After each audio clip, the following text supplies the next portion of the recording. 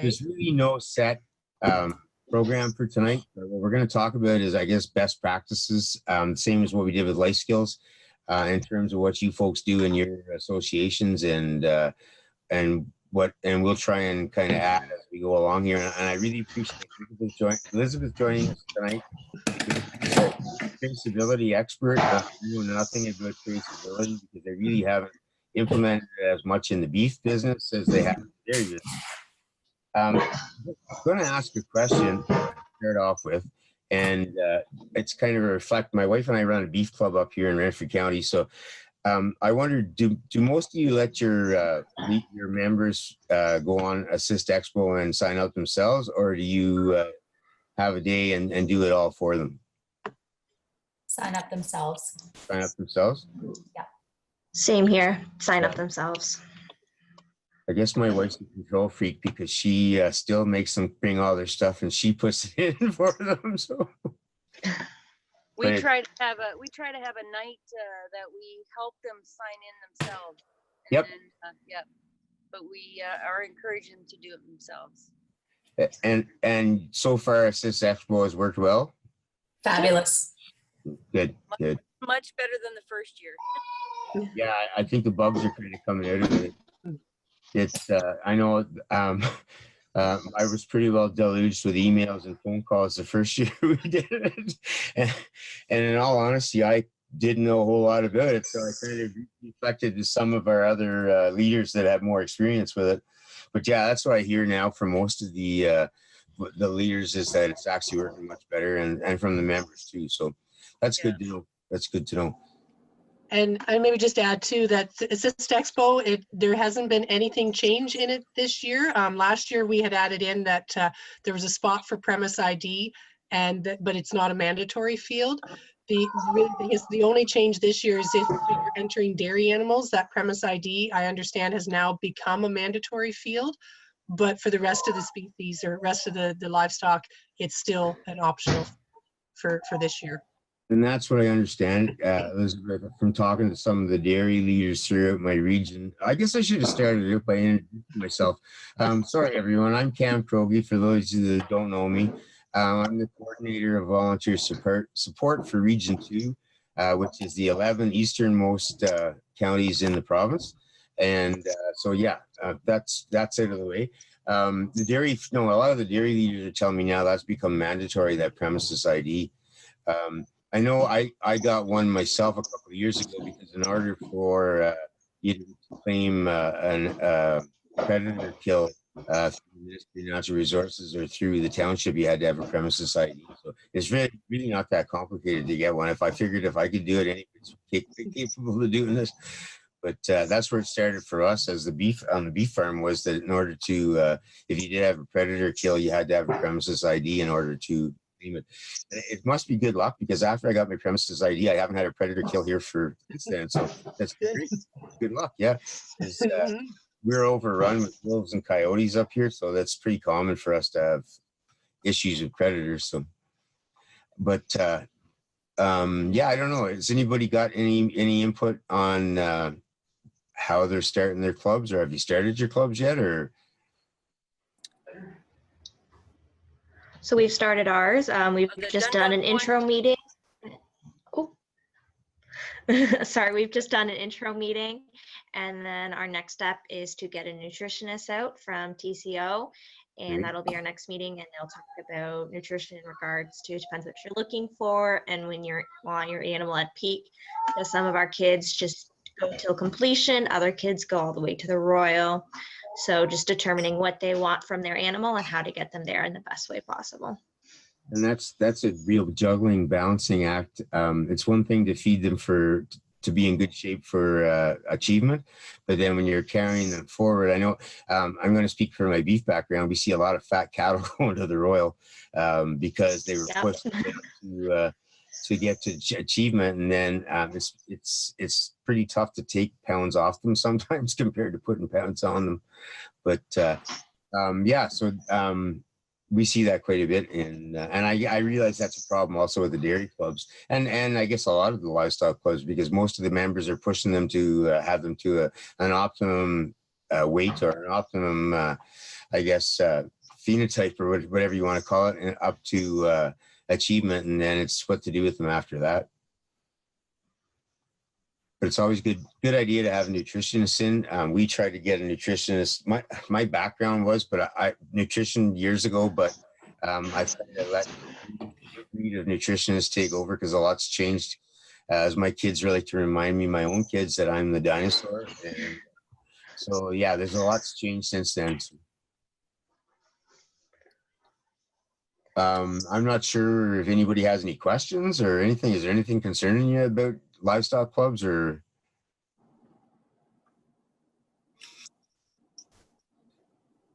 No.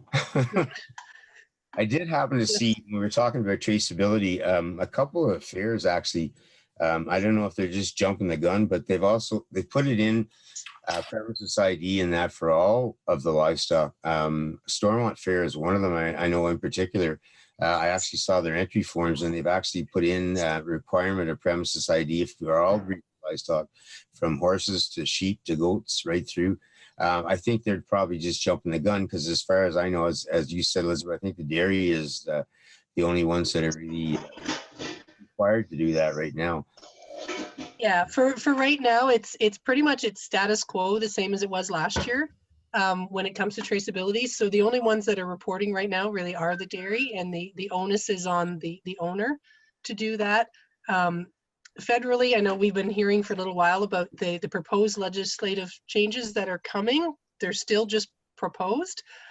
We've been hearing that for a couple of years now, and I think maybe where some of the fairs are maybe coming from as well is that CCIA, which is the Canadian Cattle Identification Agency, they maybe jumped the gun a little as well. I think all fair boards across Canada, and that's probably 4 to 6 weeks ago, got a letter from CCIA with tips on how to get ready for the proposed legislation coming.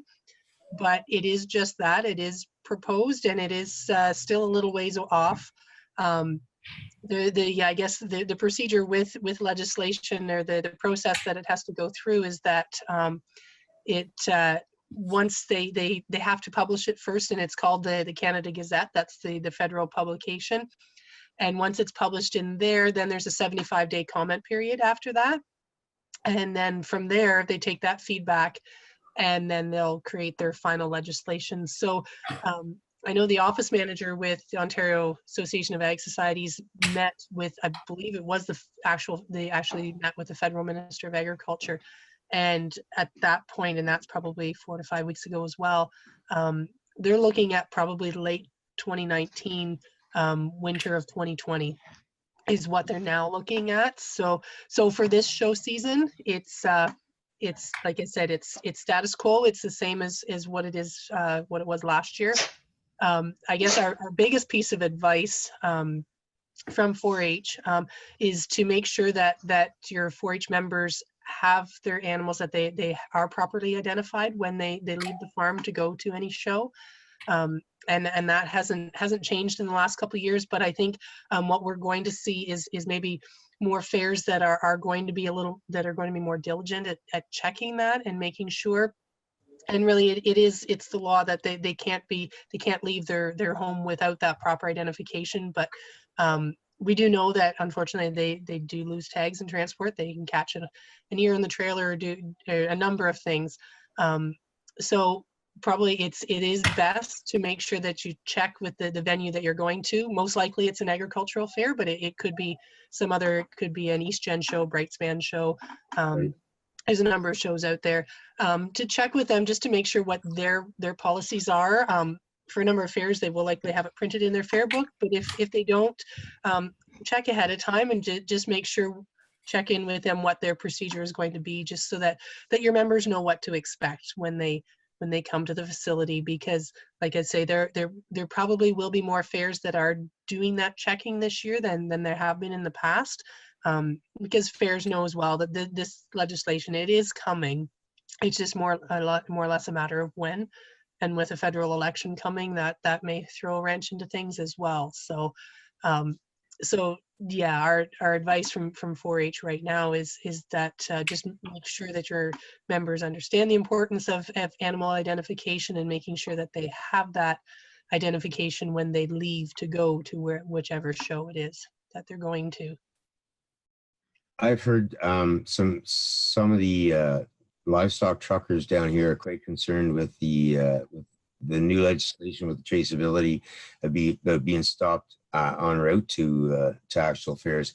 I know that with the CCIA, we have inspectors up here right now that are either at the sale barns or at stop and truck to the actual sale barn themselves or to the slaughter facilities, and they're double checking the identification on the animals. So I don't think it would be unreasonable to assume that that's probably what's going to happen for livestock shows and everything else. Well, when I was at the provincial convention for the Ontario Association of Agriculture Societies, the CFIA agent that was there that did a workshop said that their goal is actually that they will inspect every fair in Ontario this year, that at some point they will make an appearance at each fair. So depending on which day it is, it'll depend on which livestock show they might hit, and their main thing is they're looking for those tags, and enforcing that. So yeah, I think there's more diligence there on the CFIA part to check, and I have heard that too, Cam, the same with because I know our farm here, we're beef feedlot, and we ship direct into the packing plant. Yep. And I know the truckers have become very diligent because they're on the hook as well. If CFIA does happen to inspect and your trucker has brought an animal to the fairgrounds that for some reason doesn't have a tag, and that they're on the hook, the owner's on the hook, and I don't quite know yet where the fair board lies in that as the host of the event, but I would imagine they potentially could be on the hook as well. So and it's easier to maybe to talk to them if there's at least a hole in the ear that you can tell the animals at least had a tag and it maybe came out en route. If you have an animal show up, and I know I was at a fair a couple years ago where the animal had no hole in the ear whatsoever, and so that makes a pretty tough case. And it was actually an animal that was probably a year and a half old. It was in a beef show. So yeah, it had some time to get that tag, and there was no hole there to show that it had ever had one. So yeah, CFIA is probably going to be more and more prevalent, not only for shows, but for just general transport of animals. Yeah, because I know our the slaughterhouse, the abattoir that I take mine to get done, he's scared skinny about an animal in there with no tag, because there's a certain element of responsibility on his part for accepting that animal into the facility without a tag. So they used to be, so about it. Now they're very diligent about checking those animals when they come into the abattoir itself. So I think, yeah, it's got everybody pretty scared about it. But we still end up with calves down here that, like you said, Elizabeth, with no tag. I actually last year had a member. We went to check the tags. We always check tags at our achievement days and our county show. We went to check the tag, and there was no tag in the animal whatsoever, and the member was carrying it around in his pocket. Well, that's not the purpose of the CCIA tags. They are supposed to be in the animal, and so long story short, they made him put the tag in before he ever left the barn again. But there's a case that the CCIA inspectors happen to be around. Somebody would be in a lot of hot water, and as you say, Elizabeth, I don't know where how much responsibility the fair board takes for that. I don't know. I know at the Royal, now I haven't been in a couple of years, but they were pretty diligent on checking animals coming in with tags, make sure that they had the proper identification. I think the dairy breeders and that much further ahead of us guys in the beef business and all the other livestock, whereas it's just become the norm for them to know that they're going to have to their animals have to be tagged, and that's it. But and I know sometimes there is some issues with sheep. People don't always like putting the tags in until right before the sheep happen to go, because from my understanding, and I don't know a lot about sheep, but I do. But my understanding is that they maybe do catch them a little easier in hay feeders and that sort of thing.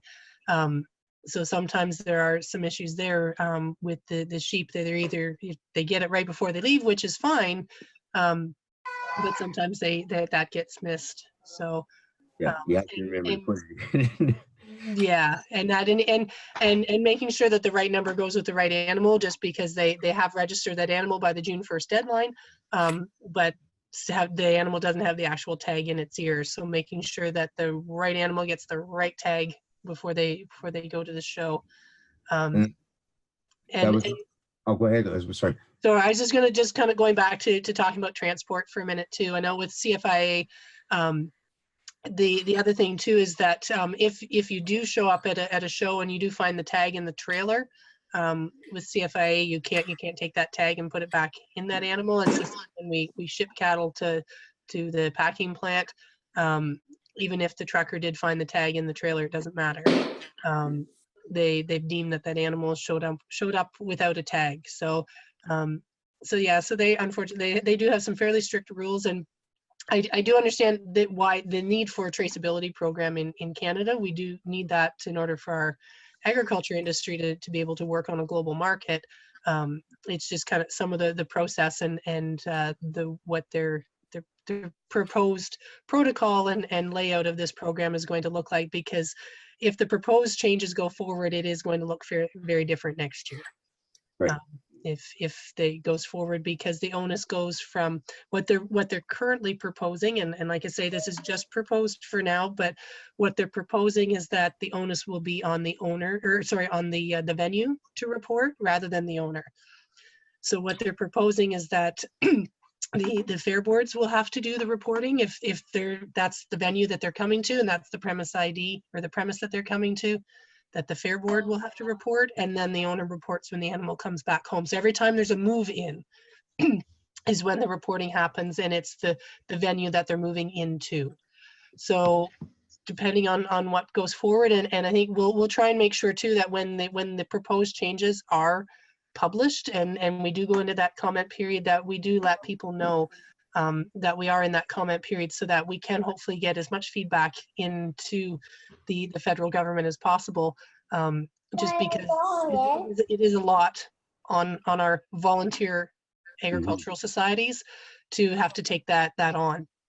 And it is something that the Canadian Association of Fairs and Exhibitions, back, I believe it was in December, they submitted paperwork to the federal government with their thoughts, and it included some of those things, such as our fairs are volunteer organizations, just like 4-H is, and that most fairs in Canada do not have paid staff that can do all the reading, and some fairs, even though the fair maybe doesn't seem like it's an overly big fair, but when you start adding up livestock, you're starting to look at least a couple hundred head that are going to have to be reported, because with the proposed change that's coming, or that they're looking at, it would cover obviously dairy and beef. It covers cattle both, but it also covers sheep, goat, which I understand the traceability system is coming for that, bison, which really doesn't affect 4-H, and then pigs as well. So it doesn't affect horse. So I find that is interesting that there are fair boards that are asking for the premise ID for horse shows. Since I understand horse traceability, there is talk. I was at a meeting a couple years ago where I think the beginnings of that were starting, but traceability for horses is years away yet, from what I understand anyway. Well, from what I understand, they don't even tag horses. I think in purebreds, I guess a tattoo, but I don't even think they're at the stage where they tag yet. Mm-hmm. Yeah, I don't know much about horses, other than I've never seen a horse with a tag in its ears. No, So. me neither. That's what I'm thinking. And I've been around enough 4-H shows with horses, and yeah, I didn't ever see a tag. I think maybe the entry forms that I saw are kind of like a blanket kind of a thing, and I think they're like you said, they're probably gearing up for down the road what they're going to have to be facing, and they might as I guess they figured they might as well jump into it now and be ready for it.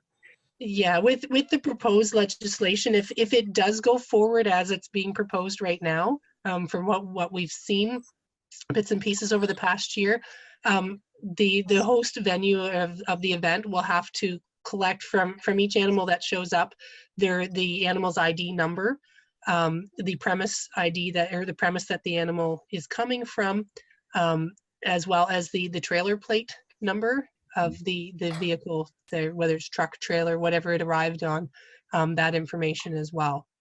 So that's what they're going to have to collect, and then that venue will have to then report it into CCIA, who is kind of the keeper of all the data. And then when the animal returns back home, the onus is then on the owner to report that it's a move-in back home, Right. so that they can track all of that movement. Well, and I think So- fairs are they'll have their PIDs or premise identification numbers too, because that's part of the loop. I think, Elizabeth, isn't it? They have to report the PID for the fair itself.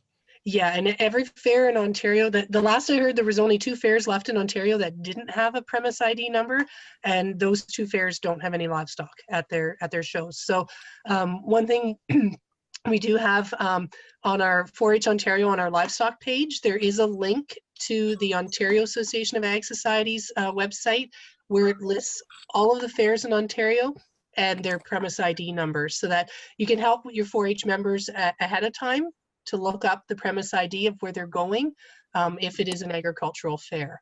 So that's all readily available for members to look that up.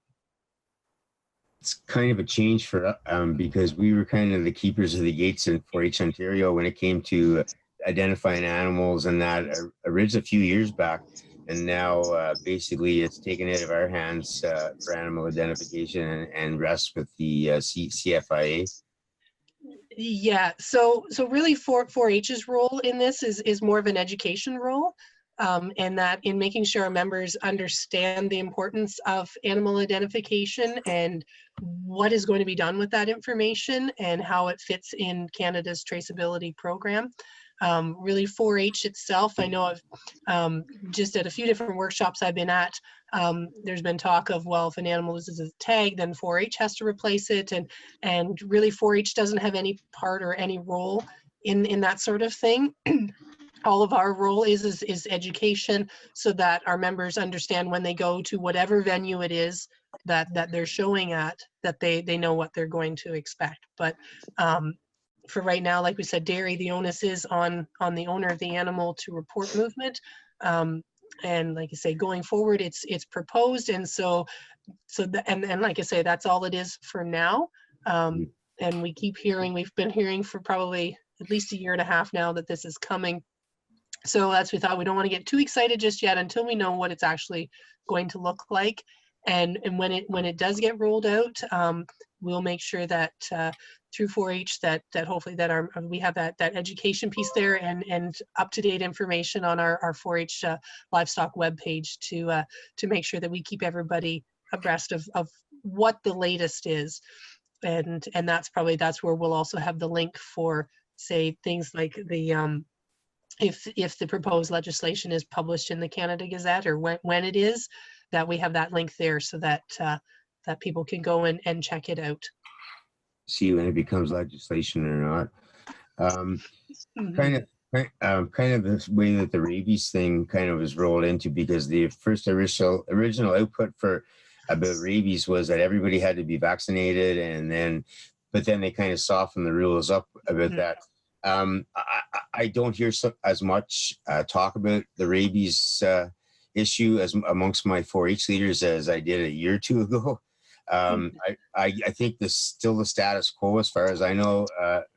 They have to post a sign to say don't touch the animals, basically. Basically, yeah, it was the Ministry of Health that governs the rabies legislation, and so yeah, the wording on their legislation last year was very confusing, and it depended on which health unit or which area of the province you were in as to how it was being interpreted. What the Ministry of Health has come out with now is that an animal that is leaving a farm or home to go directly to a show for show purposes and then is being transported back home does not need the rabies legislation, or does not need the rabies vaccination, sorry. So the only time when an animal, project animal might or will have to have its vaccination is if, say, and I've heard it say, like if a sheep club that maybe they take some of their sheep to, say, sidewalk sale days in their town. It's to promote 4-H, and it's also kind of people can touch the sheep and get to learn about the sheep. Those sheep would have to have their rabies vaccination, because there is the opportunity for people to be handling the animal, and especially around the mouth of the animal. So anytime that it's something that's maybe it's a little more out of the ordinary of just going from home to a show and back home, then you're maybe looking at rabies vaccinations. But otherwise, Ministry of Health did come out and specifically said that if it's going to a show, then it doesn't need it. So having said that, some health units do have a few more ideas around this than others. Last year we'd heard of some health units didn't even really know that there was anything different with the rabies legislation. Other health units were requiring the signs like Cam was talking about, and sometimes some types of fencing. So it really depends on the health unit. And for those sorts of things, it's more of a venue, the venue that has to look after it. And like we said, most times it's an agricultural fair, that it's more on them to have to deal with the health unit and what the health unit is going to require.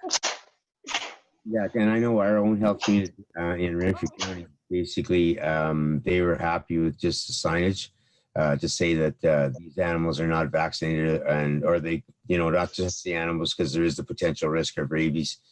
And they seem to be happy with that. But yeah, some of my other associations, I got some pretty concerned phone calls because they thought everything had to be vaccinated, because that's what they were hearing from their health boards. But then I was able to forward the email. I think it came out of your office, Elizabeth, to say that no, that's not what the actual gist of all this was, that it doesn't have to be vaccinated as long as exposure or whatever, contact with the animals isn't allowed. And that's still a pretty tough thing, because I know, especially with young children, that's the first thing they want to do is go and touch the animal. And it's a tough, it's tough as a parent, I'm sure, because even though that sign's posted, a young child that's probably not able to isn't going to know the difference. And I know in the States, I have some friends in New York State that show cattle, and most of their shows down there, you're required to be vaccinated for rabies before they attend, even that's a requirement for the shows. So I think maybe down the road we'll eventually see that.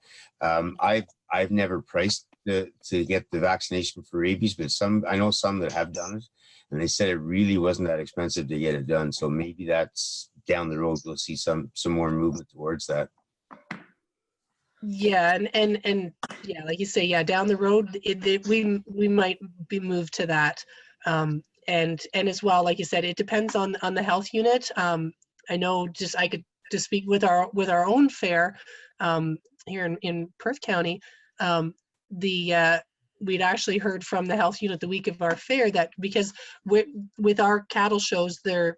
We have a shelter, but it's open on the sides, and they tie at the head. There's a head rail goes down the center, and so obviously that's where the heads are. You've got back ends exposed, and that was actually the only way we got away with not fencing off the entire area, was because the health unit figured the heads weren't readily accessible.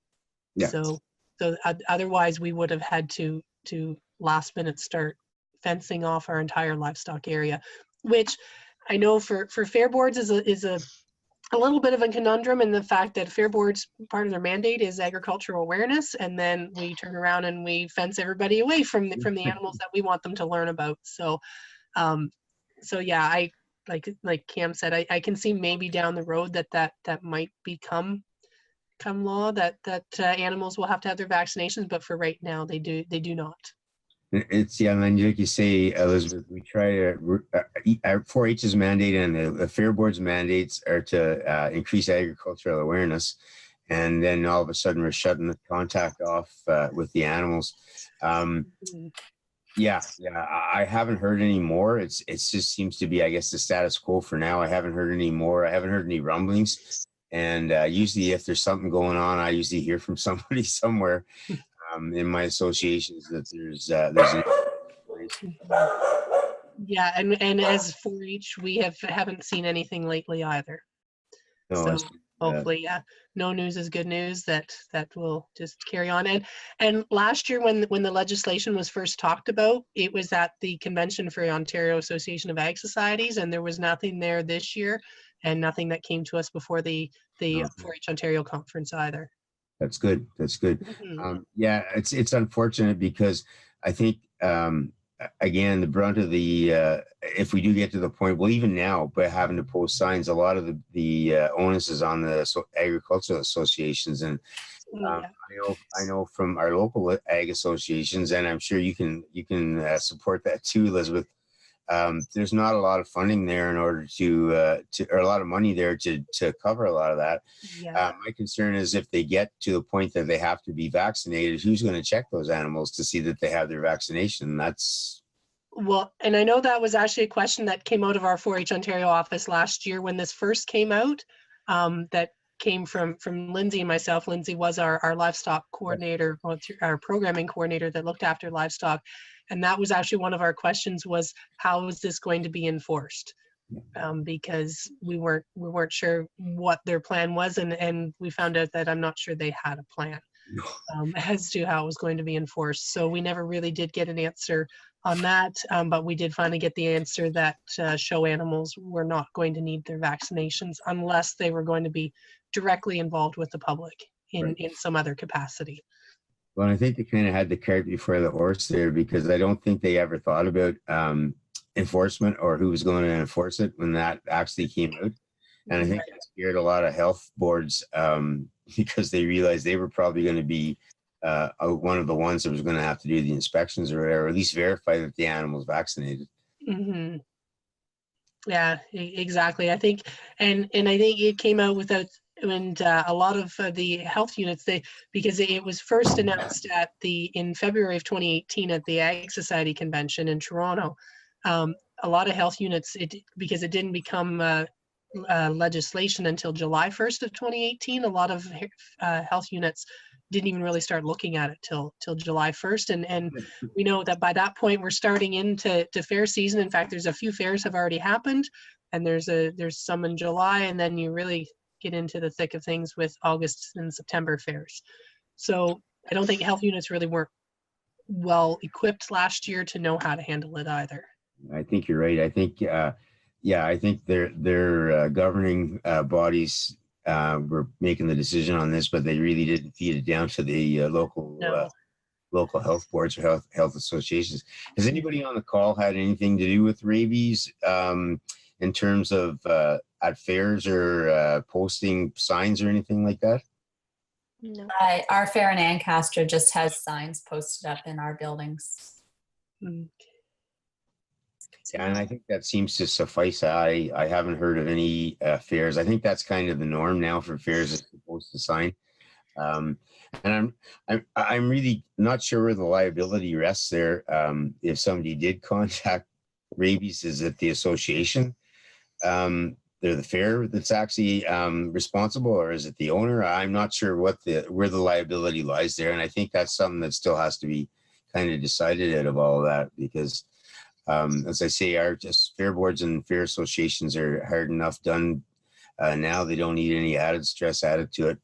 I'm afraid that eventually we have too much legislation and they're just going to say that's it, and there'll be no livestock shows. And I think that's where part of the scare is with what's potentially coming with traceability, is that unfortunately I have heard from a few smaller fairs already that have said, you know what, if we have to do all that, then sorry, there's not going to be livestock shows, because they simply don't have the capacity to do all the reporting that's required. And and I know for the fair board that I'm a part of, we just did set up our CCIA account the other day, just to have that part done. We figured it doesn't cost us anything, and if we for some reason we don't need it down the road, we're only out just my time that I spent setting up that account. But I haven't had a chance yet to really explore and see how easy it is to upload numbers to that account, because that's part of the question, is if they do have a spreadsheet of that you can kind of auto populate and then be able to send those numbers in. So there's a lot of questions surrounding that as well. And even though it's a fair board thing, it does have ripple effect for 4-H in the fact that we may have fair boards that might not be able to host those 4-H achievement shows anymore, and some of those achievement shows may have to move. So hopefully it doesn't come to that, but that is a reality that we may have to look at down the road. And I've heard that too, rumbling from some of the smaller fairs down my way here, Elizabeth, that that's going to be their answer to it. They're just going to stop livestock shows. And it's unfortunate because as 4-H and as 4-H leaders and 4-H members, we depend on those fairs to have our achievement days, have our county shows.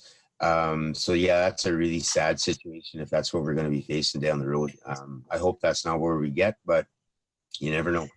And it's not just the actual achievement day at the fair itself. I know a number of 4-H clubs will say have a fun day at the fairgrounds where they bring their calves and they do some clipping and fitting and so for those sorts of things, those animals, as soon as they come onto the grounds, will have to have their tags read and reported. So it's not just the fair itself, it's any livestock event that's going to happen on those fairgrounds. Right. So that includes the Royal Winter Fair then too, right? Yep. It will. Yeah, for sure. The Royal will have to do reporting on all species that are coming in if the legislation goes forward. I've never seen signs up about rabies at the Royal. Neither have I. And actually, I looked this year too, and I didn't see them either. So. Yeah. I'm not sure whether the bigger you are, you get away with it. I'm not sure. Yeah. I'm not sure. That was one of the things that most of our fair boards down here was quite concerned about, that first of all, who was going to post the sign, but also the fact that the signs were there to try and alleviate some of the liability. So I don't know why the Royal wouldn't have it. That's a good question. I'm not sure. I have no idea why. Sometimes the Royal does their own thing sometimes, and I'm not sure. But I think if the legislation, especially, I would think in Toronto, the health board would definitely be pursuing that or beyond that to a certain extent. I can't answer that question. Well, even the Toronto exhibition, they have lots of animals on display, and there's no signs about rabies there. That's and they're funny, petting eh? them. Yeah. That's funny. That's funny. Actually, when you mentioned that, I've seen a few petting zoos at fairs around the country, and I also noted there was no signs there either to warn people not to touch the animals. And that's the whole thing behind a petting zoo, is just the fact that you get to pet them. So I'm not sure how that stands. I don't know at this point whether they really know where they're going with this, or who's going to oversee it. I'm not sure. As I said, I haven't heard any more. And as far as you know, Elizabeth, it's the status quo right now when it comes to it. Yeah, that was my understanding. The last that, like I said, Lindsay, who was our programming coordinator, the last that she had heard, and like I say, it was a couple months ago now, but that it was still status quo when the same as last year, and that our show animals didn't have to have their vaccinations. So at the Royal this year, we had, they really tried to block out the people, the general public, from entering the beef areas. It wasn't completely successful, but they did attempt to do that. And then where they had the petting zoo, there definitely was rabies signs, but I don't know if that's how they tried to get around it, by having the public not go back there. That's possible. That's possible. Yeah, that could very, very well be. And I think maybe on more than one front, maybe from a rabies perspective to try and minimize the contact with humans and animals, but also from an activist standpoint too, was maybe a little bit of trying to keep people out of the animal areas as well. And I think there might also be an element from an exhibitor standpoint too, because there's nothing more frustrating than trying to get animals ready or get them out to the ring, and the aisles blocked by people, I guess, for lack of a better word. And I don't think. I think we're so far removed, for generations removed from the farm, that people really don't understand, I think, in a lot of cases, the danger that's involved.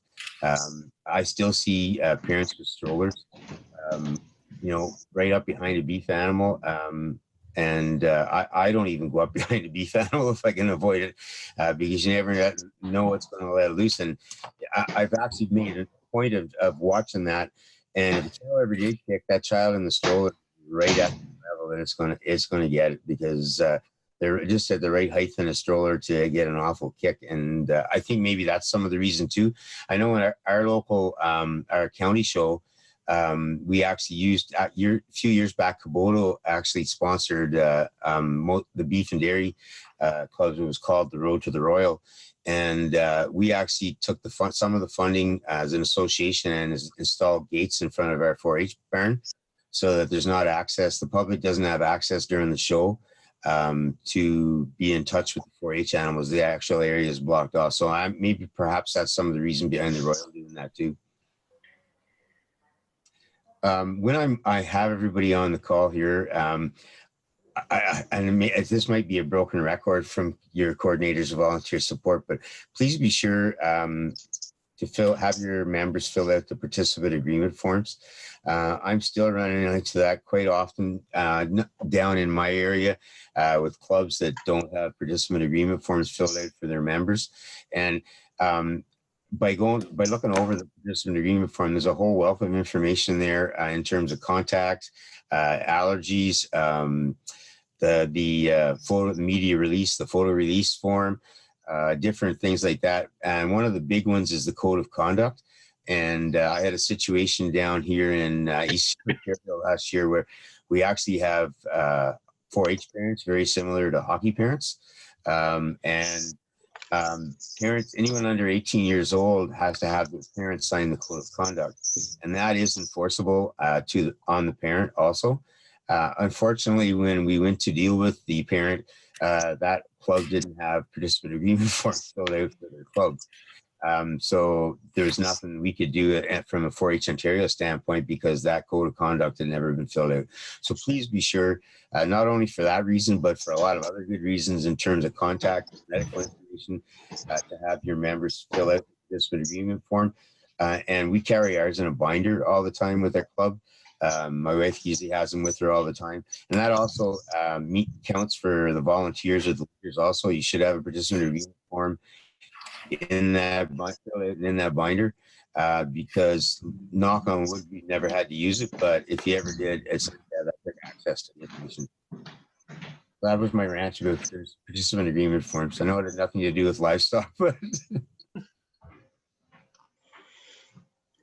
anybody have any questions at all?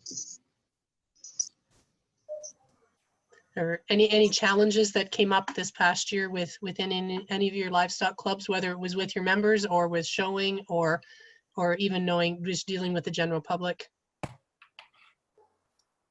Luckily, no. I have a question.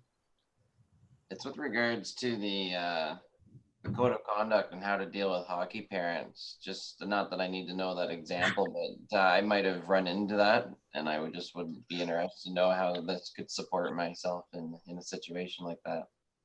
If you do get into that situation, Colin, contact whoever your coordinator of volunteer support is. You're best not to deal with it yourself. Let us be the heavies. First of all, because we don't have to live in most cases in the same community with them. And that can be a challenge, but we will deal with it with 4-H Ontario. I've had 2 instances down in Region 2 that we've actually, and it's unfortunate, they banned the child or the member from showing for a year because of the conduct of the parent. And so yeah, we'll definitely deal with it in 4-H Ontario. Depending on how severe it is, it might be a warning. In the both situations that I've dealt with, they were extreme situations, and they both, in cases, ended up with their child being banned from showing or actually participating in 4-H for the year. Oh, okay, no problem. So yeah, just when I think about like this past year when you get to the Royal or something like that, and parents start getting involved, you're like, you know what, I don't get paid. So it's like, yeah. For support because I don't get paid. Why am I doing this? But then you get back to just sleeping on it and then you're good the next day. Yeah, and I've been in that situation, especially when you get to things, the bigger shows to the Royal, and or even our regional show in Metcalf down here in Region 2. And yeah, I've asked myself different times as a leader why I do this. I have to remind myself I do it for the kids or do it for the members, because yeah, it's like I said, whether you believe it or not, there's definitely 4-H parents that are very similar to hockey parents, and we don't expect you to martyr yourselves as volunteers or leaders. So we're quite ready to deal with the situation. Contact, as I say, your coordinator, volunteer support, and we'll be on it for sure. Okay, thanks. It's not a very, very cheery thing to have to think of, but yeah, you shouldn't have to be subject to verbal abuse or any type of abuse as a leader. And as I said, in our extreme cases that I've dealt with, we have had some warnings in the past to certain parents, but in the 2 cases that we ended up banning, it was an association actually that banned them, but it was through my help that we dealt with it. And they were very extreme cases that weren't fit for a human being to have to have been subjected to. So. Okay, thank you. This is Rita. Yes, I disconnected there for a while. Did you mention anything about ringworm? No, when a calf shows up? we haven't. And yeah, I'm not sure where the rules stand on ringworm anymore, because I get different stories all the time because, well, it's not contagious. I'm sorry, if it's still showing, it's contagious. I don't care if there's hair growing back or what, it's still contagious. I actually brought it home. I didn't bring it home. My daughter did. They let a calf show because, it was in a stage that it wasn't contagious. She was excited, and I got ringworm. So yeah, there's no such thing as far as I'm concerned as not contagious. I think it's enforced, I guess, at different levels by fairs. I know that, and I think, correct me if I'm wrong, Elizabeth, I think that's still one of our things, is that the animal's supposed to be free of any communicable diseases. And we've been involved in certain cases where we've had to ask the member not to come to the fair with the calf because, yeah, it's showing lesions. It sucks. It really sucks. My own kids have had to deal with that in the past, where we got ringworm and the calf didn't go to the fair. It's hard for the kid or for the member, but I think it's a good neighbor thing more than anything, that I'm not spreading it to somebody else. And the thing is too, is that if their calf ends up with ringworm, can't make the achievement, we still make concessions that they can still get their club. Yes, we do. And we did too. And any kids that experience that with our clubs, and most clubs that I know that I deal with in our region, Rita, is that they'll find an alternative method for the member to actually achieve. Yeah. And we really praise them that they have identified it. And that's and us too. I've seen people try to sneak it past in the past. It's pretty hard to sneak ringworm past. Pretty visible. But yeah, I've seen people try to do that. And again, we try to encourage our members and any members in our area to go to your leader and say, look, I'm concerned because I have ringworm, or I think my calf has ringworm.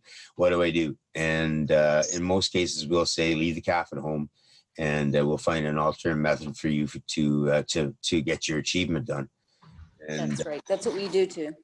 And most members and parents are pretty good with that. You still get a few that, as I say, argue that it's not in a contagious state. Sorry, I don't believe that. I know veterinarians are really reluctant, at least down our way. They used to be quite freely giving out letters to members to say, oh yeah, it's not contagious, and they'll let it pass. That's not as big a deal anymore. Most veterinarians are really reluctant to it because there has been a couple of liability issues. And actually, the veterinarians were sued down my way because they actually had signed a letter and provided it to the members to say that it wasn't contagious, and somebody's calf got it that was destined for the Royal or elsewhere, and they weren't able to go, and they're actually sued for it. So they're quite reluctant to give those letters out anymore. And like Cam said, it's part of our best practices, that part of that education piece for our 4-H members is to talk about ringworm and how contagious it is and that sort of thing. And I know for the veterinarians, and at least for the dairy show at the Royal, they do turn animals away that show up at the Royal that they think have any spot of ringworm at all. So they are looking for it down there, and they're not afraid to turn animals away. I can't speak for the beef show. I don't know how closely they check for beef, whether there's veterinarians checking that too. But so it's probably a good lesson to learn at more of a local or a county level, and that rather than getting to the Royal and going to all that expense and then getting turned away there, because they may have got through to that point and that, but chances are they're probably not getting through at the Royal. That's right. That's right. And speaking from experience, once you get it in your burn, it's an awful, miserable thing to try and ever get out of your burn. I think the dairy are a lot more stricter, and it's up to the leader that's bringing their team down to the Royal about the ringworm. That's for sure. Well, I think the thing that complicates it with the beef is that a lot of those calves are showing in the purebred shows, and they might be there already. It's not as easy for them. They don't get them when they're coming off the trailers the way that the dairy does. And I give full marks to the dairy and to the veterinarians that do that, because they do a great job in inspecting those animals coming off. I just wish that was something the beef would adopt. But it is complicated because of the fact that a lot of those beef animals are into the barns already, have come in with somebody's herd. And that complicates things.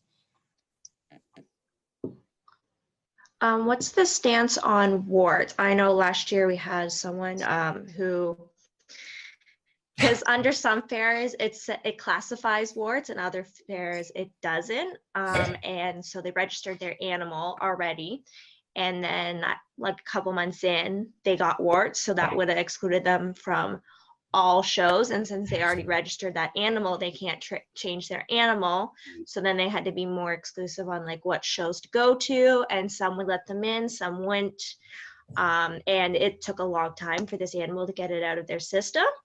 At one point it was contagious, at one point it wasn't anymore, but it still had the visible warts, so I wasn't sure where people stood on that. I haven't had a lot of experience with the warts. I know on our own cattle, we do get them, and there's lots of quick ways to clean it up. Actually, Compound W is probably one of the best things for clearing up warts on cattle. A freeze one is actually the best one. You're right. Some fairs I know are quite restrictive when it comes to warts. They won't allow animals into the barn with them, and others aren't so much. I think it falls kind of under our umbrella with 4-H as a communicable disease, because they are contagious. And believe it or not, I've had them, and that's the only way we could figure is I got them off cattle, because we knew the cattle I was handling actually had the warts. And so, yeah, I think that falls under the communicable disease thing. But like you said, you're right. Some fairs enforce it, some don't. And yeah. Any thoughts on that, Elizabeth? I don't have a lot to add. Like I said, I'm not quite as familiar with dealing with warts on cattle either. And yeah, I think it goes back to, unfortunately, just what the fair has laid out as being their specifications, and we kind of have to abide by whatever they're laying out for us. Yeah, and that seems we seem to hear more about ringworm, and actually do about warts, but warts can be just as big an issue. You're right, and it's the kind of thing, once you get into your herd, you're kind of pestered with them for years. But again, as I say, it basically it's up to the discretion in most cases to the fair board involved. And I see a lot of our shows are really good for going over animals as they're coming into the barns. I see some that, so it depends on the fair board. And I think to maybe address your question, because I think part of it too was that if it's an animal that's registered by June 1st and then it develops them, then unfortunately there isn't that opportunity to change it to a different animal. I guess the best thing would be to try and go after the warts as quickly as possible to get rid of them, to try and get that animal back that it could go in the show ring. Yeah. And as I said, we've had really good success at home here with that compound W, the actual freeze one that freezes the wart, and it's cleared them up. So keep that. If anybody has a wart problem, try that.